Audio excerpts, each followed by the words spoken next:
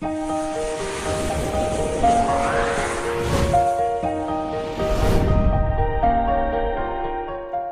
दोस्तों, स्वागत है आपका एजुकेशन अड्डा 99 में। दोस्तों, आज की इस वीडियो में हम आपसे बात करने वाले हैं छत्तीसगढ़ शिक्षक भर्ती 2019 के सॉल्व पेपर के बारे में।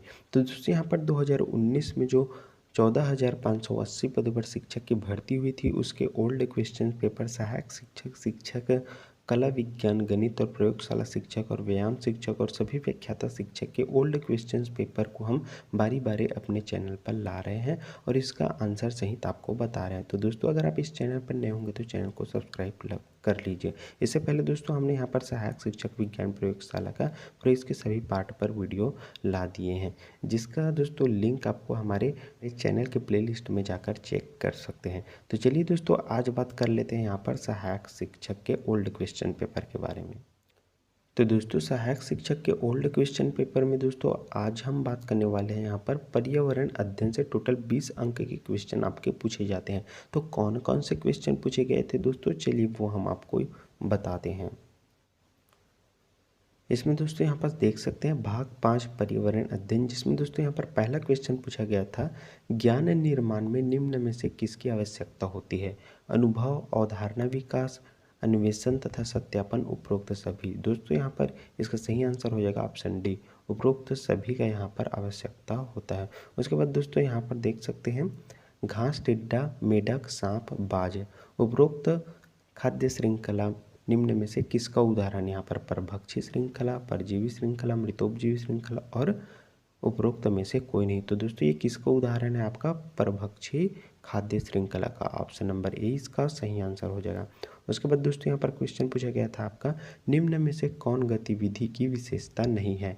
मानसिक प्रयास, बच्चे की सक्रिय भागीदारी, चुनौती तत्व नहीं है, प्रकृति दिलचस्प नहीं है। तो दोस्तों यहाँ पर इसका सही आंसर क्या हो जाएगा? आपका चुनौती तत्व नहीं है। ऑप्शन नंबर सी इसका सही आंसर हो जाएगा। उसके बाद दोस्तों आपका क्वेश्चन पूछा गया था, प्राकृतिक पर्यावरण निम्न में से किन घटकों से मिलकर बनता है? अजैविक, जैविक, ए बी दोनों और सामाजिक घटक। तो दोस्तों यहाँ बनता है आपके जैविक और अजैविक दोनों से। तो दोस्तों ऑप्शन नंबर सी इसका सही आंसर हो जाएगा।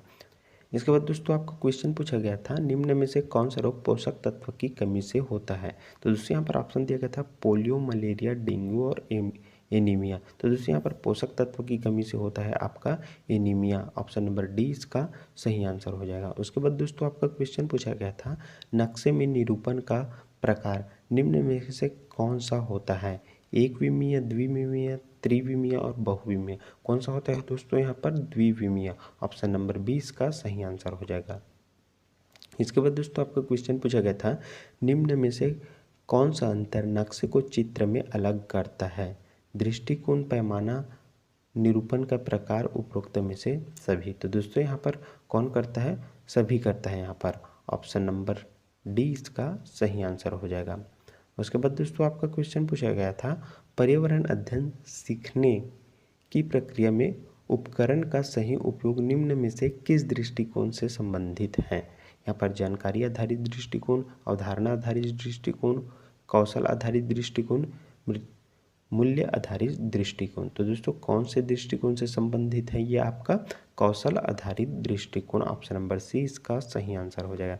फिर दोस्तों आपके यहाँ पर क्वेश्चन पूछा गया था, फ्लोरोसिस रोग का कारण है? फ्लोराइड की कमी, फ्लोराइड की अनुपस्थिति, फ्लोराइड की अधिकता, उपरोक्त में से सभी। तो दोस्तों इसका कारण क्या हो जाएगा? आपका फ्लोराइड की अधिकता। ऑप्शन नंबर सी इसका सही आंसर हो जाएगा। फिर दोस्तों यहाँ पर आपका क्वेश्चन पूछा गया था, विभिन्न ऋतुओं के माध्यम से बच्चे किस पर्यावरण को जान पाते हैं? प्राकृतिक, सामाजिक, सांस्कृतिक और आर्थिक। तो दोस्तों यहाँ किससे जान पाते हैं? प्राकृतिक।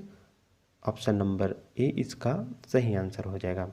इसके बाद दोस्तों आपका क्वेश्चन पूछा गया था, निम्न में से कौन सा यहाँ पर पारिस्थितिक तंत्र मानव निर्मित है? तालाब, कृषि भूमि, घास का मैदान और पर्णपाती वन। तो दोस्तों यहाँ पर मानव निर्मित कौन सा है? आपका कृषि भूमि। ऑप्शन नंबर 20 का सही आंसर हो जाएगा।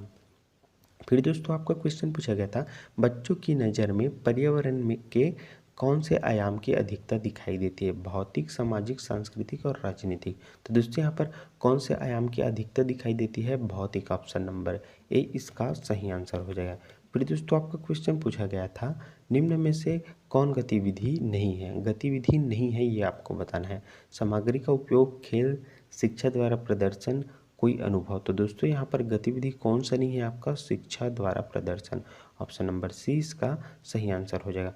उसके बाद दोस्तों आपका क्वेश्चन पूछा गया था पर्यावरण अध्ययन पाठ्यक्रम में निम्न में से कौन सी अपेक्षाएं हैं। मूल्य की समझ, अवधारणाओं की समझ, जानकारी का संग्रह एवं कौशल विकास, उपरोक्त में से सभी। तो दोस्तों यहाँ पर इसका सही आंसर क्या हो जाएगा, उपरोक्त में से सभी। उसके बाद दोस्तों आपको क्वेश्चन पूछा गया था रचनावाद का सिद्धांत निम्न में से किस पर आधारित है। रचनावाद का सिद्धांत यहाँ पर अवलोकन पर, वैज्ञानिक अध्ययन पर, ए बी दोनों और अनुभव पर। तो दोस्तों यहाँ पर किस पर आधारित है, यहाँ पर अनुभव पर। दोस्तों यहाँ पर ऑप्शन नंबर डी इसका सही आंसर हो जाएगा। उसके बाद दोस्तों आपका क्वेश्चन पूछा गया था भारत में बाल विवाह निषेध अधिनियम किस वर्ष लागू किया गया। 2006, 2007, 2008 और 2009। तो किस वर्ष में लागू किया गया था ये हमको बताना है। तो दोस्तों 2007 में इसे लागू किया था। ऑप्शन नंबर बी इसका सही आंसर हो जाएगा। फिर दोस्तों आपका क्वेश्चन पूछा गया था निम्न में से कौन सा संयुक्त परिवार का लाभ है। बच्चे का बेहतर अध्ययन, आपसी समायोजन, एकता एवं अनुशासन, उपरोक्त सभी। तो दोस्तों यहाँ पर कौन सा संयुक्त परिवार का लाभ है ये हमको बताना है। तो दोस्तों इसमें क्या हो जाएगा आपका सही आंसर, ऑप्शन नंबर डी, उपरोक्त सभी। इसके बाद दोस्तों आपका क्वेश्चन पूछा गया था प्रोजेक्ट कार्य कराने जाने का प्रमुख उद्देश्य निम्न में से क्या है। सैद्धांतिक शिक्षण, प्रायोगिक शिक्षण, क्षमता का आकलन और स्वमूल्यांकन। तो दोस्तों इसमें आपका सही आंसर क्या हो जाएगा, प्रायोगिक शिक्षण। ऑप्शन नंबर बी इसका सही आंसर हो जाएगा। फिर दोस्तों आपका क्वेश्चन पूछा गया था सीखने में शिक्षक की भूमिका क्या होती है। ज्ञानदाता, मार्गदर्शक, प्रेरक, सुविधादाता। तो दोस्तों यहाँ पर शिक्षक की भूमिका क्या होती है सीखने में, मार्गदर्शक के रूप में। तो दोस्तों यहाँ पर ऑप्शन नंबर बी इसका सही आंसर हो जाएगा। फिर दोस्तों यहाँ पर लास्ट अंतिम क्वेश्चन था आपका समाज में नशाखोरी फैलाने का कारण निम्न में से कौन नहीं है, ये हमको बताना है। कारण कौन सा नहीं है यहाँ पर नशाखोरी फैलाने में। तो दोस्तों शिक्षा की कमी, नशा संबंधी पदार्थों की खुलेआम बिक्री, पाश्चात्य संस्कृति, नशा मुक्ति केंद्र। तो दोस्तों इसमें सही आंसर क्या हो जाएगा, नशा मुक्ति केंद्र, जो यहाँ पर आपका फैलाने का कारण निम्न में से नहीं है। तो दोस्तों यहाँ पर नशा मुक्ति केंद्र नहीं है। ऑप्शन नंबर डी इसका सही आंसर हो जाएगा।